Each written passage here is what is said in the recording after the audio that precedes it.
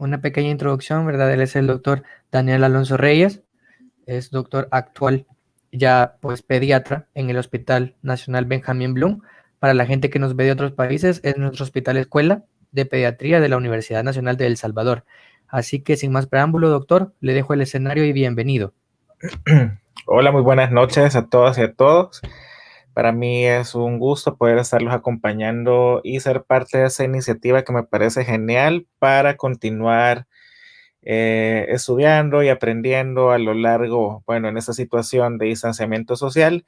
Y espero que esta clase realmente sea de su provecho. Como les mencionaba previamente el compañero, si tienen preguntas, pueden realizarlas a lo largo de la charla y probablemente al final podamos ir respondiendo una por una.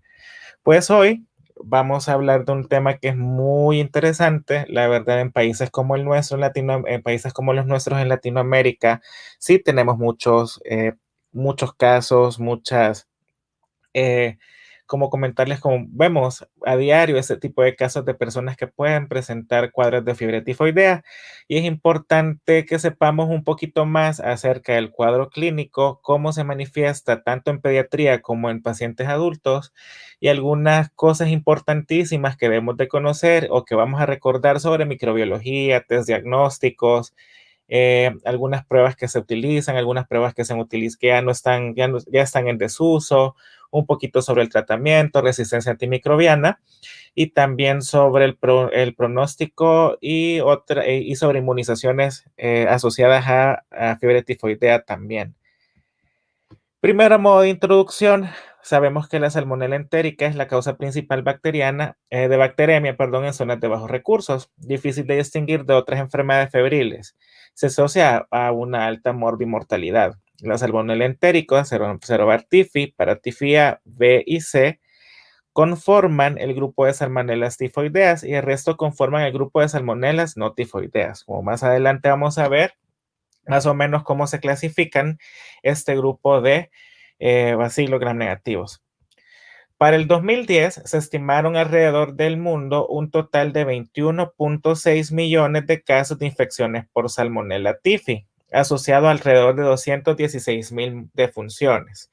Fiebre tifoidea es causada principalmente y únicamente por la Salmonella typhi y sumado a las infecciones por Salmonella Paratyphia B y C conforman los cuadros de fiebre entérica, pero cabe recordar que el único agente etiológico asociado a la fiebre tifoidea es la Salmonella typhi.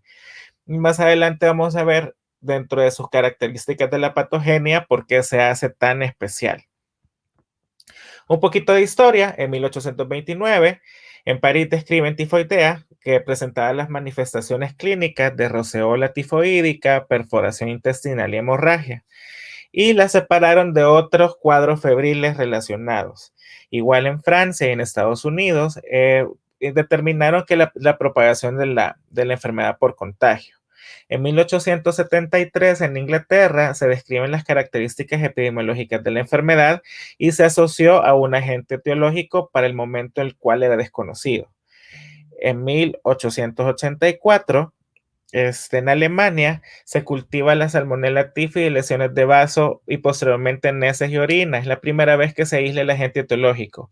En 1896 se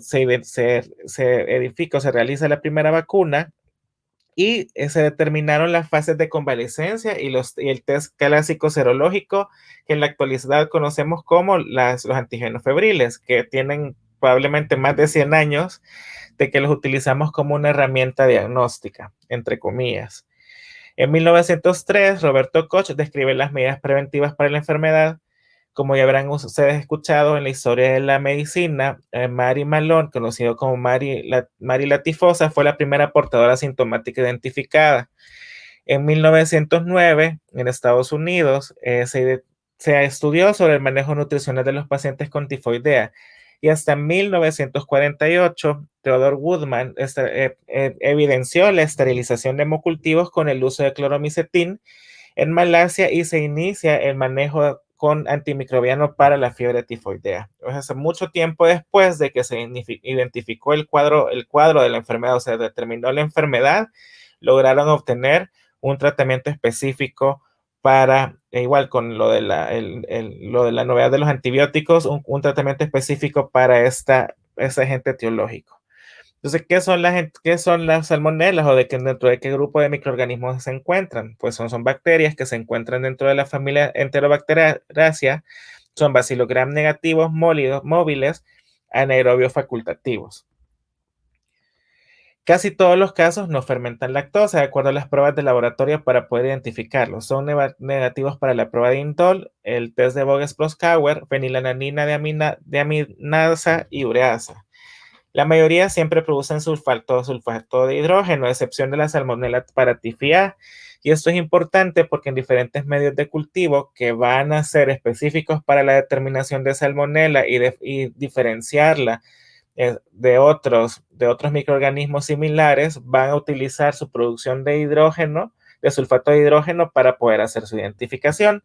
No crecen en medios que contienen potasio cianídrico. Como se observan en el medio de Agar-McConkey, que es la foto un tanto más grande, podemos observar que se observan las colonias son como gelatinosas, no tienden a colorearse de color o ser un rojo más vivo por su poca capacidad de no fermentación de lactosa. Generalmente son colonias que se observan un tanto claras y transparentes. En el microscopio óptico podemos observar bajo la tinción de Gram que son Bacillus gram negativos. Y en la visión del microscopio electrónico las observamos de esta forma. Entonces aquí para que vean cómo es que se observan en las diferentes formas en un laboratorio de microbiología. Hay medios especiales que nos ayudan a la identificación de este tipo de bacterias. Principalmente está el agar Salmonella shigella, que se diferencia la Shigella de la Salmonella por la producción del sulfato de hidrógeno, que generalmente tienen un reactante que que produce el tinte negro, que nos ayuda a diferenciar que estas colonias son de Salmonella, y se observan en un acercamiento de esta forma. Igual, el agar-ectoen entérico también genera esta misma reacción química con el hidrógeno, con el sulfato de hidrógeno, y se tiñen de color negro, como lo podemos observar también en esta imagen.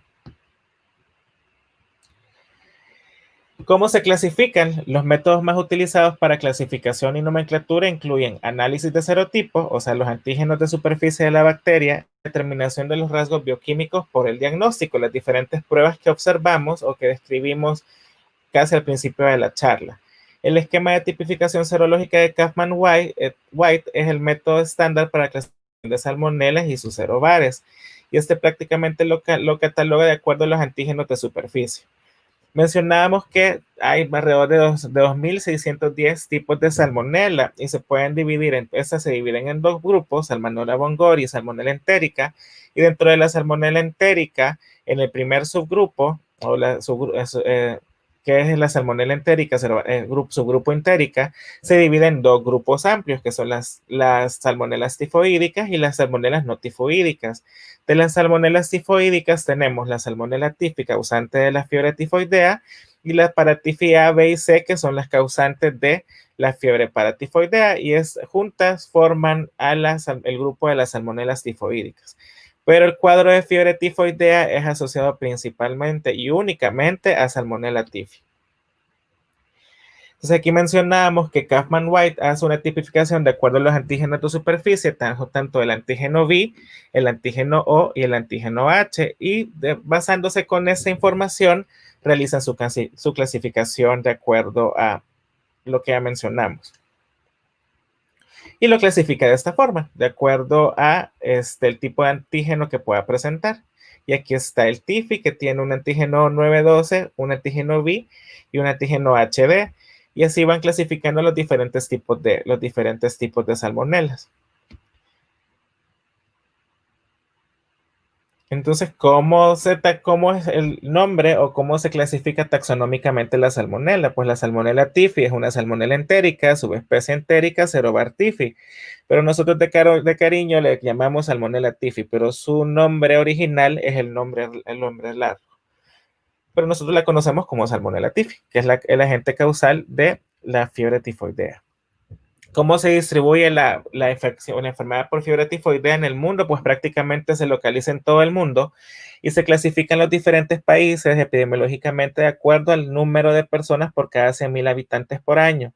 Países como El Salvador y algunos países de Sudamérica, y bueno, desde México hasta Sudamérica, son clasificados de una incidencia media, o sea que presentan casos anuales de 10 a 100 por cada 100.000 habitantes por año. O sea, en los países de incidencia media, cabe recalcar que hay países que poseen mejor vigilancia epidemiológica de acuerdo a los casos de enfermedades infecciosas, y generalmente para poder catalogar o conocer cuál es la distribución geográfica en países de incidencia media, generalmente toman los datos de los de incidencia alta e incidencia baja y hay un promedio, como más adelante lo podemos mencionar. Y como vimos al principio de la clase, que son 21.6 millones de casos de Salmonella typhi y con una mortalidad asociada para el 2010 de 216.500 casos.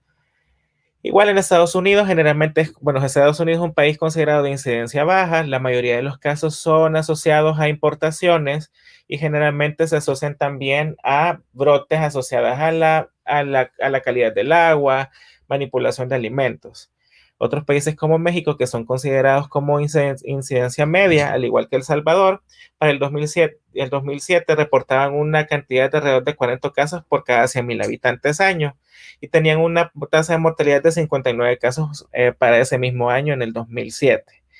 En El Salvador, al igual que en la mayoría de los países de Latinoamérica, actualmente es considerado un país de incidencia media. Como ya lo vimos, que se encuentran en casos entre 10 a 100 por cada 100.000 habitantes año. Igual la distribución de los casos de fiebre tifoidea se basa principalmente con la información obtenida de los países de incidencia alta bajo los países de incidencia media y sacan un promedio.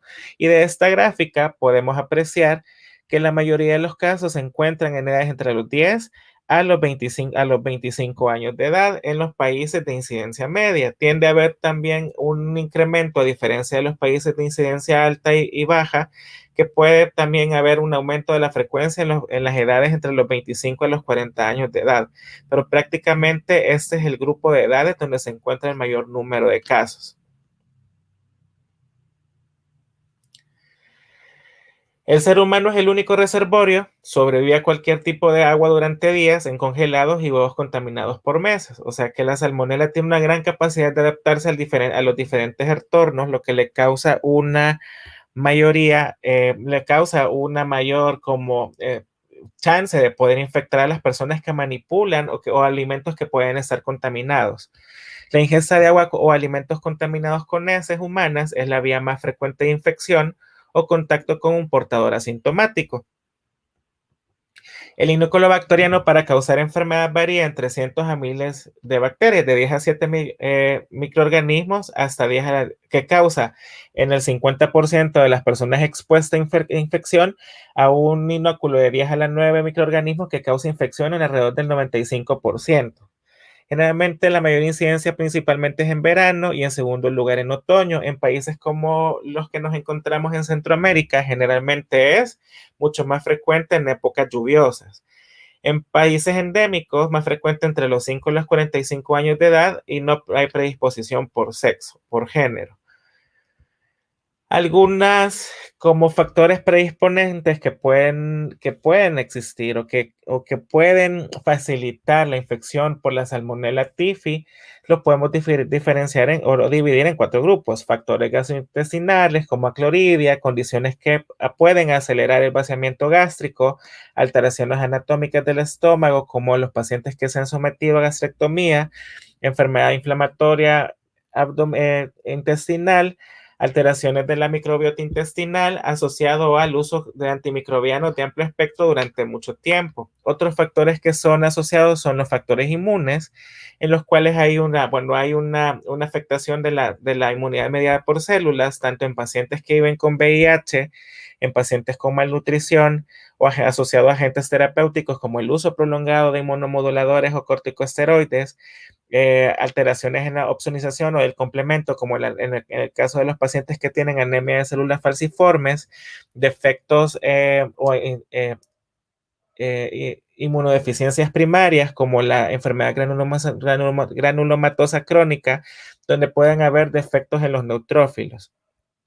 Asociados al sistema retículo endotelial, cuando hay hemoglobinopatías, en las anemias hemolíticas, en malaria, asociados también a malignidad, como en el caso de leucemia, linfoma, y otras causas como la esquistosomiasis, tumores sólidos o enfermedades de la vesícula biliar. Entonces, prácticamente hay muchos factores que pueden predisponernos a infecciones por Salmonella typhi, y no únicamente a Salmonella typhi, sino a todo el tipo de salmonelas que son infecciosas en el ser humano, pero principalmente tenemos que tener mucho ojo cuando tengamos un cuadro clínico similar, como lo vamos a describir posteriormente, a un paciente que pueda tener todos estos factores de riesgo o algunos de los factores de riesgo que puedan predisponer a esta infección. La patogenia, bueno, luego de que ingerimos o que ingerimos el inóculo bacteriano necesario para que cause infección, luego de vencer la barrera gástrica, estas llegan al intestino delgado. Entonces, principalmente se adhieren mediado por la fibra y la formación de biofilms. Uno, se adhieren a las placas de las células M, o sea, a los micropliegues, y dos, luego directamente al epitelio, y pueden causar una infección o un proceso inflamatorio al momento que llegan al intestino, lo que va a facilitar que puedan pasar a la circulación, principalmente por el daño de las células de la mucosa gastrointestinal, principalmente a nivel del intestino delgado. Luego invaden a las células dendritas, llegan, pues generan el proceso infeccioso, vienen y empiezan a llamar todas esas células inflamatorias, llegan las células dendríticas y a los focos del tejido linfático intestinal, y estas son fagocitadas para luego ser presentadas. La Salmonella typhi aprovecha el mismo hecho de poder ser fagocitada o llevada por una célula presentadora, y se pueden transportar a lo largo de todo el trayecto, por vía sanguínea, a los diferentes sitios donde van a causar las diferentes manifestaciones clínicas. Entonces, la salmonela generalmente tiene la capacidad de poder ser fagocitada sin que realmente pueda ser aniquilada por las células presentadoras o los macrófagos. Viajan durante toda la vía sanguínea y llegan a los diferentes sitios donde van a generar o donde se van a quedar de forma mal llamada latente, pero sí donde sí van a generar como mayor reservorio y reproducción de las bacterias. Entonces, recluta células del sistema retículo endotelial, causa hipertrofia de las placas de Peyer, y luego migran principalmente a la médula ósea, vaso y luego al hígado y vesícula biliar, y esto puede ocurrir durante las primeras 24 horas posterior a la ingesta del microorganismo. El estado de portador, que se presenta entre el 1 y el 6%, generalmente es la excreción de bacterias en heces y orina después de un año de la infección aguda. Y debemos de tomar en cuenta porque generalmente cuando ya tenemos un paciente que ya recibió un tratamiento, ya hicimos la identificación y el diagnóstico de fiebre tifoidea, tenemos que asegurarnos que no puedan ser portadores crónicos, porque los portadores crónicos también van a necesitar la utilización de tratamiento antimicrobiano para poder erradicarse como portadores crónicos, que son fuentes asintomáticas de infección a todas las personas que puedan ser susceptibles. Entonces, lo que les mencionaba, primero llega a las placas de Peyer, al intestino delgado, causa daño de las células, ya sea tanto daño local, genera una respuesta inflamatoria, lo cual beneficia al bacilo, es fagocitado directamente por las células, los macrófagos, las células presentadoras, y aprovecha este método de transporte para poder viajar a los diferentes sitios, principalmente hígado, la médula ósea, vaso, hígado, médula ósea, luego el hígado, la vesícula biliar, y luego causa un proceso de bacteremia que se manifiesta en las diferentes manifestaciones clínicas de la enfermedad. Y posteriormente cuando se van a la vesícula biliar, logra generar biofilms, adherirse a los cálculos o a las paredes de la vesícula biliar, y por eso es que puede persistir en el estado de portador. ¿Cuál es el cuadro clínico? Después de la ingesta procede un periodo asintomático que dura entre 7 a 14 días, que es el periodo de incubación. Puede prolongarse, puede ser tan corto como 3 días o tan largo como 60 días. En el 10% de los pacientes con cuadros de fiebre tifoidea identificados pueden presentar un cuadro de diarrea leve autolimitada, que no es más que la traducción del proceso inflamatorio inicial por la entrada de o la afectación directa de las bacterias a nivel de las placas de Peyer en el intestino delgado, que es autolimitada. Generalmente es un proceso que únicamente es la entrada al torrente sanguíneo de la Salmonella typhi. Las manifestaciones clínicas de fiebre tifoidea son variables desde un cuadro febril diarreico autorresolutivo hasta un cuadro de afectación sistémica. Hay cuadros clínicos, o se ha identificado el cuadro de tifoidea neonatal, que es una presentación muy rara de la enfermedad, generalmente transmitida en la última etapa del embarazo. Se manifiesta al tercer día de vida, generalmente con fiebre, vómito, diarrea y distensión abdominal, y que generalmente al presentarse puede nosotros hacernos o confundirnos con otros cuadros asociados a infecciones más frecuentes, asociados a infecciones de recién nacidos, como sepsis neonatal, enterocolitis necrotizante y otros asociados a otros factores de riesgo, por los cuales es muy difícil que nosotros podamos identificar un cuadro de tifoidea neonatal, y se asocia principalmente a alta mortalidad. ¿Cuáles son los síntomas? Pues en esta línea de tiempo podemos observar cómo se distribuyen los síntomas de fiebre tifoidea.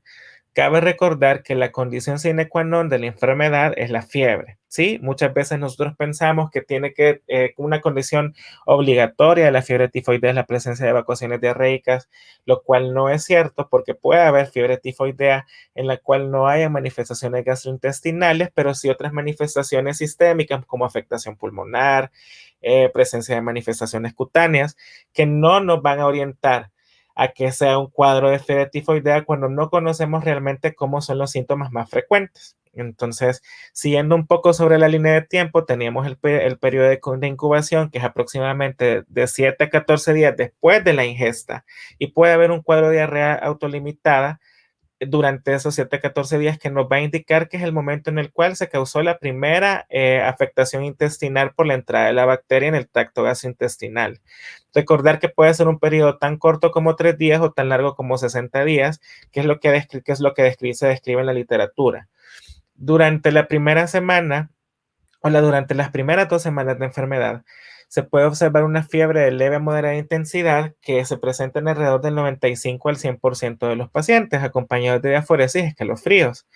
Puede haber cefalalgia en alrededor del 75% de los pacientes, malestar general y mialgias, síntomas respiratorios entre el 8 al 69% de los pacientes, dolor bucofaringeo en alrededor del 73% de los pacientes, epistaxis, y durante la primera semana podemos encontrar que el examen físico es negativo, o sea, no vamos a encontrar nosotros otros datos clínicos, y durante estas primeras 2 semanas nos podemos orientar a que pueda ser cualquier cosa menos que fiebre tifoidea, ¿sí? Entonces, por eso el diagnóstico de fiebre tifoidea es difícil, porque inicialmente cuando comienza la enfermedad y la fiebre de leve a moderada intensidad, no nos orienta que se pueda hacer el diagnóstico. Luego, a partir de la segunda semana de enfermedad, se presenta el pico febril y la intensificación de la fiebre, que es una fiebre de alto grado. Cuando sube la fiebre, pueden presentarse las manifestaciones de reserva tifoidea, que se presentan en alrededor del 25% de los pacientes. La bradicardia relativa, que es el incremento de la fiebre con una frecuencia cardíaca baja o normal. Pueden presentarse convulsiones febriles en alrededor del 1% de los pacientes, y un estado neurológico llamado estado tifoídico, que es un cuadro de delirio que se asocia en alrededor del 10% de los pacientes, y que se sospecha que puede haber una afectación directa de la Salmonella typhi en el sistema nervioso central. Ya a partir de la primera semana o la segunda semana, ya al examen físico podemos encontrar esplenomegalia en alrededor del 68% de los pacientes y hepatomegalia en alrededor del 40% de los pacientes. Luego se instauran los síntomas gastrointestinales. La diarrea que mencionábamos, que se puede presentar entre el 30 y el 50% de los pacientes, o sea, probablemente el 50% de los pacientes que tengan un cuadro de fiebre tifoidea no van a presentar diarrea. Es más frecuente presentar diarrea sanguinolenta en niños, el estreñimiento que se puede presentar en el 50% de los pacientes, dolor abdominal que se puede presentar en el 61% de los pacientes y otros síntomas gastrointestinales como vómito en el 68% de los pacientes. Luego, alrededor de la cuarta semana de enfermedad, la fiebre cae y pueden persistir los síntomas gastrointestinales y otros síntomas asociados a la enfermedad. Esta es el cuadro o la evolución normal de una fiebre tifoidea, ¿sí? Puede presentar toda esta gama de síntomas que hemos descrito a lo largo de esta línea de tiempo en la presentación de acuerdo a la evolución de la enfermedad. Importante, cuando ustedes vean cuadros febriles de 2 semanas de duración que han sido de leve a moderada intensidad, que luego presentan un incremento de la temperatura alrededor de la segunda semana, piensen siempre en fiebre tifoidea. El problema que tenemos es que muchas veces durante estas 2 semanas que el cuadro febril es de leve a moderada intensidad, ya se iniciaron antimicrobianos para el tratamiento bajo una sospecha de otro proceso infeccioso. Entonces pueden mascarar o modificar la historia natural de la enfermedad, ¿sí? Entonces puede alterarse la fiebre, ya no presentar picos, pueden o no presentarse síntomas gastrointestinales, lo cual podría también cambiarnos un poco o pensar un poco en el diagnóstico de fiebre tifoidea. Aquí podemos ver imágenes de la resola tifoídica, como vemos acá, que no es de muy buena calidad, pero no había encontrado otra. La lengua en fresa, que también es muy común observarla en los pacientes de fiebre tifoidea por el mismo hecho de la deshidratación. ¿Cuáles son las complicaciones que se pueden presentar? Igual lo observamos en esta gráfica de línea de tiempo. Generalmente cabe mencionar que entre el 10 y el 15% de los pacientes o las personas que puedan tener un cuadro de fiebre tifoidea pueden presentar enfermedad severa. La fatalidad del niño se observa principalmente en aquellos menores de 1 año, que se asocia al 11%, y generalmente los niños mayores de 5 años pueden presentar un cuadro leve a moderado. Generalmente las complicaciones pueden presentarse cuando hay incremento de la fiebre, o sea, cuando la fiebre asciende, y pueden presentarse las manifestaciones del sistema nervioso central como crisis convulsivas en un 1% de los pacientes, meningismos en el 5% de los pacientes, cuadros asociados de meningitis con aislamiento de Salmonella typhi, encefalitis, neuritis central y periférica y el síndrome de Guillain-Barré, que todas estas complicaciones se pueden asociar entre un 2 a un 40% de las personas que tienen cuadros de fiebre tifoidea. El sangrado intestinal se puede presentar en un 3% aunado a un cuadro de perforación intestinal, bacteremia, choque séptico, también se puede hacer complicación de la fiebre tifoidea, cuadros de miocarditis, choque cardiogénico, falla hepática, neumonía, artritis, osteomielitis y colecistitis, que son mucho más frecuentes en los pacientes que tienen deficiencias en el factor de complemento, como en los pacientes de anemia de células falciformes o síndrome nefrótico. Y generalmente después de las semanas 5 y 6 puede persistir el estado de portador, que frecuentemente se presenta en el 3% de los pacientes, pero se han descrito en algunas series que se puede presentar en el 6% de los pacientes. Ahora bien, hablando un poco de cómo se hace el diagnóstico de fiebre tifoidea, vamos a describir un poco sobre las herramientas que tenemos nosotros para cuando hacemos una evaluación de una sospecha de un paciente con este cuadro clínico. Generalmente la biometría hemática o el hemograma, como lo conocemos aquí en el país, pueden presentar anemia normocítica en un 60% de los casos al final de la tercera semana, o sea, una semana después del inicio de la fiebre de fuerte intensidad.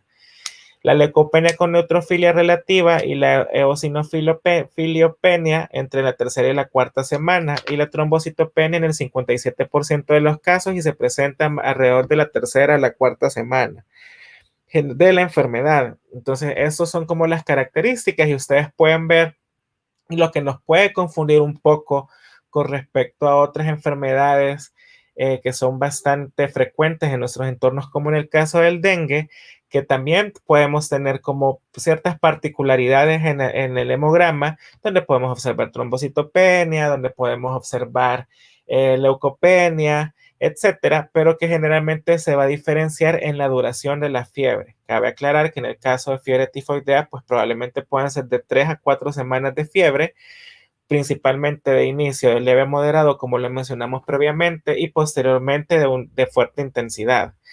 Anormalidades electrolíticas y alteraciones en la coagulación pueden observarse, aunque no hay un patrón específico asociado a fiebre tifoidea. Las pruebas diagnósticas que utilizamos, el test de Vidal, que son los antígenos fiebriles, que se utiliza desde 1896, o sea, desde hace un montón de tiempo, que son las pruebas de aglutinación para detección de antígenos o IH de la Salmonella typhi. Se considera positivo cuando tenemos una titulación arriba de 1 en 160, pero generalmente durante las primeras semanas de la fiebre, estos niveles o esta titulación de antígenos tiende a ser un poco menor. Por lo tal, si nosotros queremos utilizar los antígenos febriles como una herramienta que nos pueda dar como soporte diagnóstico para el caso de fiebre tifoidea, debemos de considerar que al inicio de la enfermedad estos pueden encontrarse en valores que no menores de 1 sobre 160. Entonces, generalmente podemos repetir de 2 a 3 semanas después del inicio de los síntomas, y si observamos una elevación de 4 veces el nivel inicial, podemos considerarlo como indicativo de que sí es un cuadro de fiebre tifoidea. El problema con el test de Vidal es que tiene baja especificidad y sensibilidad. No se considera el test de Vidal o las pruebas de antígenos febriles como una herramienta gold estándar para el diagnóstico de fiebre tifoidea, ¿sí? Es más, se considera al momento en desuso por la baja especificidad y sensibilidad que pueda tener y por los cruces de respuestas que puedan haber contra otros antígenos de otros patógenos bacterianos. Entonces, no se casen con la idea de que este es un test que realmente nos va a brindar mayor ayuda diagnóstica, pero sí es importante que sepamos que sí lo puede, si no tenemos otra herramienta, y sospechamos que puede ser fiebre tifoidea y estamos dentro de las primeras 2 semanas de la instauración, del inicio de los síntomas, tenemos que obligadamente, o para poder corroborar nuestra sospecha diagnóstica, repetir el examen.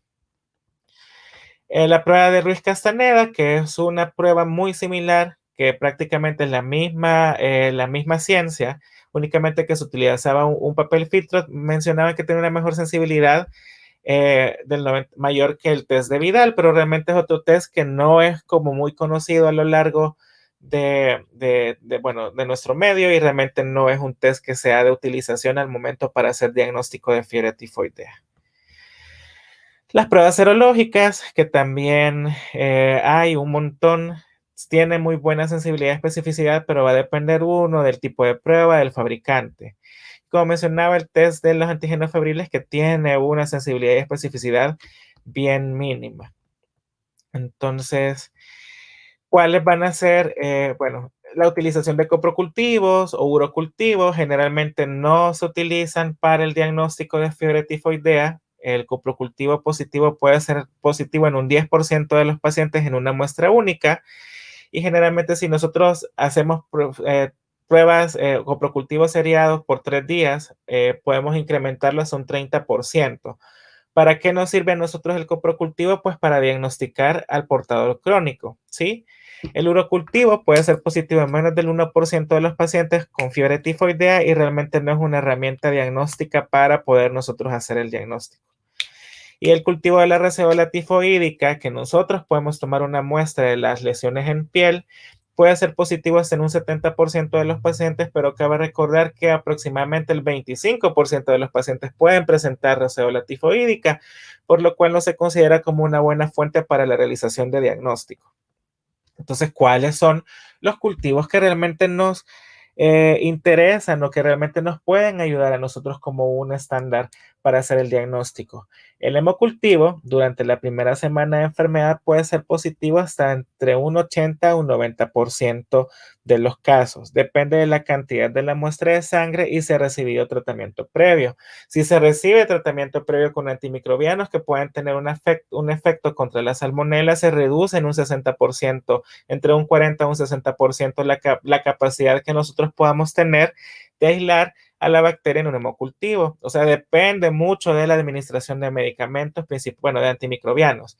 Y esto es clásico en nuestros países latinoamericanos, que prácticamente todos los pacientes que llegan con un cuadro febril inmediatamente son tratados con antimicrobianos y pueden alterar la identificación de los patógenos en esos diferentes métodos de cultivos. El mielocultivo es positivo entre el 80 y el 95% y aún después de haber recibido antibióticos e independientemente del tiempo de la toma de la muestra. Esto es importantísimo porque consideramos nosotros en la actualidad que el estándar de oro para el diagnóstico de fiebre tifoidea es el mielocultivo. Y es entendible por lo que describíamos previamente por la patogenia, que generalmente la salmonela se va a ir transportada en esas células presentadoras hacia la médula ósea, donde se va a ir a replicar y donde se va a quedar guardada. Entonces es un buen lugar donde nosotros podemos aislar, la médula ósea podemos aislar a la salmonela, y también porque se va a tardar un poquito cuando iniciamos tratamiento antimicrobiano para poder penetrar y poder erradicar a la salmonela dentro de la médula ósea. Por eso es que el mielocultivo puede todavía nosotros poder obtener o aislar la salmonela aun cuando nosotros hayamos iniciado, tratamiento antimicrobiano. La positividad de los mielocultivos es mayor con respecto a la positividad de los hemocultivos. O sea que es prácticamente más del 90% y no está relacionado con la administración de antibióticos. Entonces, por eso es considerado como el estándar de oro. Obviamente, no en todos los institutos o todos los hospitales se toman mielocultivos porque se requiere tener un entrenamiento previo para poder hacer la toma de un aspirado de médula ósea y posteriormente el mielocultivo. Entonces, no tenemos recursos que sean muy bien entrenados para la toma de los mismos, pero debería de tomarse cuando nosotros sospechamos que puede ser una infección por Salmonella typhi. Otras pruebas diagnósticas, como las pruebas moleculares, que se realizan generalmente en sangre y su sensibilidad y especificidad es más arriba del 90%, y en muestras obtenidas de médula ósea es cercana al 100%. La detección de antígeno B, antígeno H y antígeno O por muestras o por método de ELISA generalmente se utiliza para la identificación de diferentes fluidos corporales, pero no es un estándar que tenga mayor beneficio con respecto a los diagnósticos que ya comentamos previamente. Las pruebas de laboratorio, pues sabemos que el cultivo de médula ósea, el mielocultivo, es el estándar de oro, tiene una alta sensibilidad, una excelente especificidad, un tiempo de duración de aislamiento muy corto, entre 1 a 3 días, requiere requerimientos de laboratorio moderado, pero el problema que tenemos es que es un método invasivo y que requiere un personal entrenado para la toma de los aspirados de médula ósea, lo cual nos detendría un poco. Pero el hemocultivo, siempre y cuando no se administren antibióticos, lo cual es prácticamente imposible en países como el nuestro, previo a la identificación, nos podría servir muy bien como una herramienta diagnóstica. Hablando un poquito sobre tratamiento, todos los casos de fiebre tifoidea requieren tratamiento, absolutamente todos. Uno, pues sí, para poder disminuir el chance que puedan tener los pacientes de complicaciones, que ya les mencionamos previamente. Dos, disminuir el chance de que la persona pueda ser un portador crónico, ¿sí? La terapia antimicrobiana puede prolongar el estado de portador crónico, principalmente cuando se utiliza cloranfenicol, que no se utiliza en niños, y prácticamente el uso de cloranfenicol en poblaciones adultas está limitado a ciertos diagnósticos específicos, y el uso de ampicilina, que antes se consideraba como el tratamiento de elección para los cuadros de fiebre tifoidea, y lo cual sí tiene muy buena utilización en el momento, pero ahora se recomienda la utilización principalmente de cefalosporinas de tercera generación.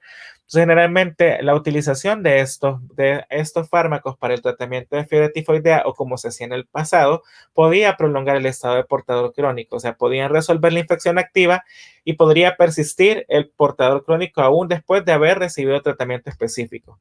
Se debe de tomarle en cuenta la epidemiología local y la práctica terapéutica. Generalmente saber cuáles son los perfiles de sensibilidad antimicrobianos de nuestras salmonelas tifis o de nuestras salmonelas en general en nuestros centros hospitalarios para poder determinar cuál es el tratamiento de elección.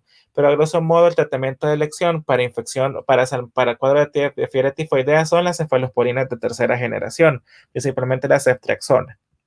Actualmente no es recomendable iniciar terapia con cloranfenicol, ampicilina y trimethoprim sulfa en estos pacientes. Las cefalosporinas de tercera generación para casos graves, bueno, prácticamente todos los casos que requieren tratamiento, o sea, todos, y pueden haber alternativas orales cuando se traslapa vía oral para continuar el tratamiento, ya sea ciprofloxacina o fluoroquinolonas y el uso de macrólidos como la citromicina.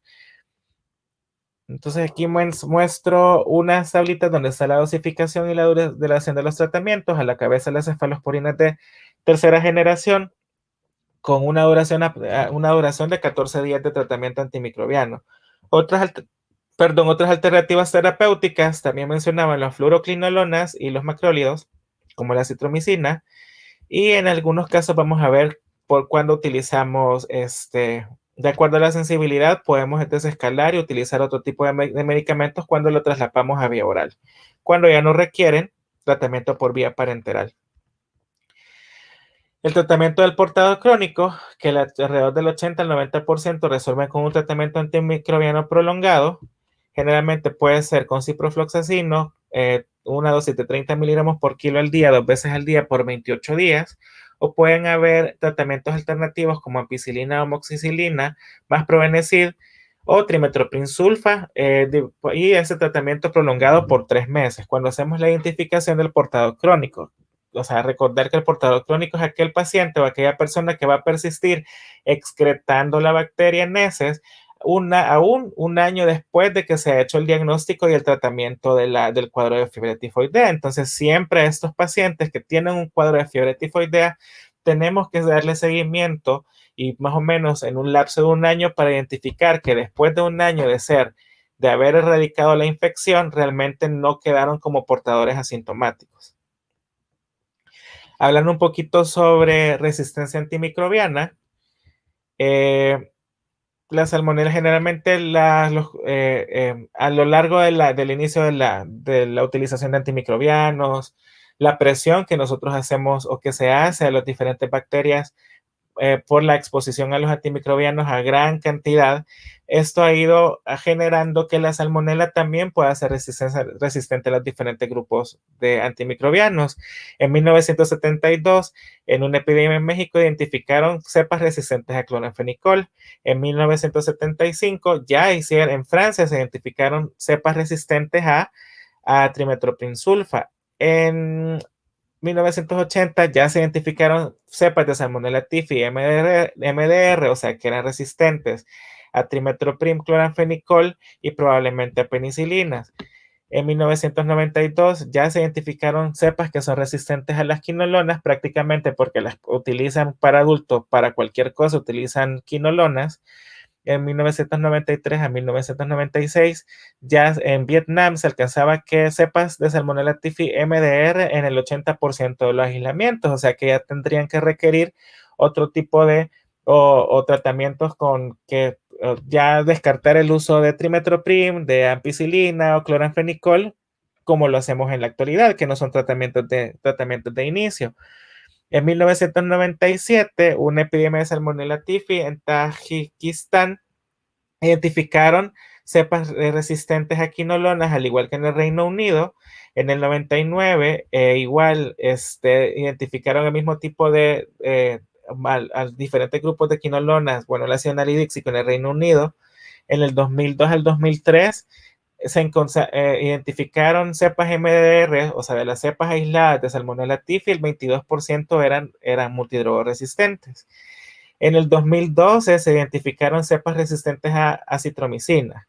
Y en el 2000 y después del 2010 ya se han identificado cepas que son resistentes a cefalosporinas de tercera generación, o sea que tienen patrones de resistencia a BLE, que significa que son resistentes a cefalosporinas de primera a cuarta generación, o AMC, que les confiere resistencia a cefalosporinas de primera a tercera generación.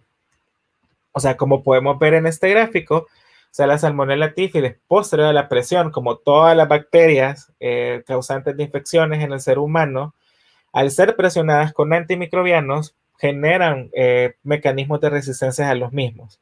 Y es como muy peligroso que pues ya pues tengamos salmonelas que tengan estos patrones de resistencia en países que son de incidencia media alta como lo son El Salvador, como por ejemplo. Entonces podemos observar aquí en los diferentes, cómo se distribuye la resistencia antimicrobiana de las cepas de Salmonella typhi. Podemos observar que pues en Asia es donde predominan las cepas que son altamente, que son resistentes por lo menos a cefalosporinas de tercera generación. Y sabemos que aquí en regiones como Latinoamérica hay como muy pocos datos como para poder determinar cuál es el perfil de resistencia antimicrobianos que tenemos, pero por lo general en la práctica de la experiencia yo les puedo comentar que las cepas de Salmonella typhi, que son muy pocas veces las que la aislamos por el mismo hecho de la utilización de antimicrobianos en todo cuadro febril, las que son aisladas generalmente son bastante sensibles. ¿Cuáles son los mecanismos de resistencia? Los vamos a mencionar un poco. Para la AMPI, generalmente por beta-lactamasas. Para el clonfenicol utilizan enzimas. En el caso de trimetoprim-sulfa, son genes que codifican la hidrofolato reductasa, que inhibe la actividad de ese antimicrobiano. Para quinolonas, mutaciones genéticas y plásmidos. Para cefalosporinas, puede ser por PBPs, alteración de la pared bacteriana, por enzimas que son las beta-lactamasas de espectro extendido o carbapenemasas, que también se han evidenciado en algunas cepas en Asia que pueden ser resistentes a los carbapenémicos, las cepas de Salmonella typhi, y generalmente para macrólidos mediados por enzimas. Esos son como los mecanismos generales en los cuales esta bacteria puede ser resistente a los diferentes grupos de antimicrobianos. Hablando sobre un poquito de prevención, ya casi cerca de finalizar la plática, existen 3 tipos de vacunas aprobadas. Hay 1 orales y 2 parenterales para Salmonella typhi, no así para los otros tipos de Salmonella. No confiere protección total para fiebre tifoidea y generalmente se recomiendan en todos los niños que viajan a zonas endémicas o que tengan contacto directo con portadores crónicos. Son las recomendaciones de la Organización Mundial de la Salud para el control de brotes de fiebre tifoidea. Aquí tenemos como una tabla comparativa de las diferentes vacunas, los diferentes tipos de administración, los diferentes grupos poblacionales a los cuales se utilizan, la inmunidad, cuánto dura, generalmente es entre 2 a 5 años, dependiendo del tipo, de 5 a 7 años o de 2 a 3 años, dependiendo del tipo de vacuna, y algunas de las dosificaciones, las presentaciones farmacéuticas en las cuales se encuentran y las comparaciones. Generalmente la que nosotros tenemos registrada es esta, aquí en el país.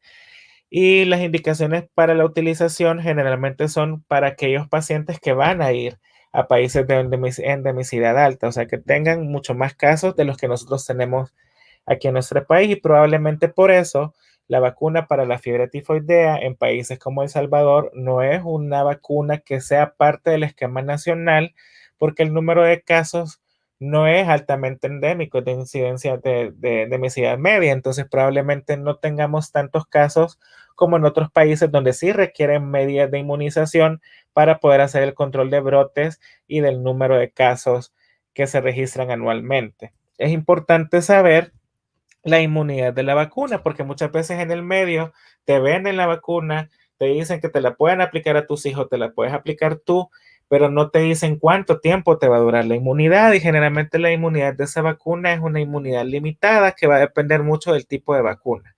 Sí, entonces es importante que lo consideren para cuando ustedes prescriben una vacuna, principalmente la de fiebre tifoidea, que probablemente si esa persona pasa en 5 a 7 años y se vuelve a exponer o vuelve a viajar a una zona de alta endemicidad, probablemente requiera nuevamente que se inmunice. ¿Cuáles son las contraindicaciones de la vacuna? Alergia a los componentes de la vacuna, enfermedad febril aguda.